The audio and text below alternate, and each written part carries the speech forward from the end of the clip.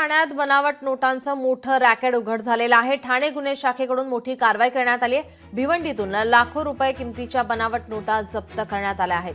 45,50,000च्या बनावट नोटा जप्त करण्यात आल्या आहेत। रॅकेटमध्ये सहभागी असलेल्या आणखी आरोपींचा शोध सुरू आहे।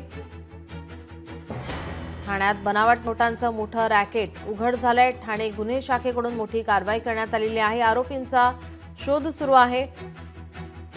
45,50,000च्या बनावट नोटा जप्त करण्यात आलेल्या आहेत। भिवंडीमध्ये ही कारवाई करण्यात आलेली आहे। बनावट नोटा तयार करणाऱ्या रॅकेटमध्ये सहभागी असलेल्या आरोपींचा शोध सुरू आहे। पोलीस आता तपास करतायत। ठाणे गुन्हे शाखेकडून ही कारवाई करण्यात आली। आपले प्रतिनिधी भूषण शिंदे आपल्यासोबत जोडलेत। भूषण, काय अधिकची माहिती? नक्कीच नीलम, एकंदर ठाणे गुन्हे शाखेकडनं बनावट नोटांचं रॅकेट सध्या उघडकीस येत आहे आणि एकंदर या संपूर्ण प्रकरणाची सध्या चौकशी सुरू आहे। बनावट नोटांचं रॅकेट अजूनही आपल्याला मुंबईमध्ये किंवा भारतामध्ये आपल्याला सक्रिय झालेलं पाहायला मिळत आहे। एकंदर नोटबंदीच्या काळानंतर कुठेतरी हे रॅकेट थांबलं आहे का किंवा संपलं आहे का, अशा प्रकारे अनेक प्रश्न होते।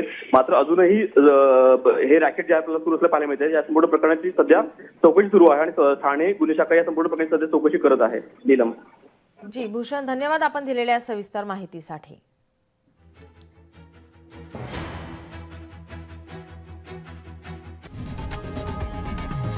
लोकशाही मराठी ऐका, पहा, जागरूक रहा।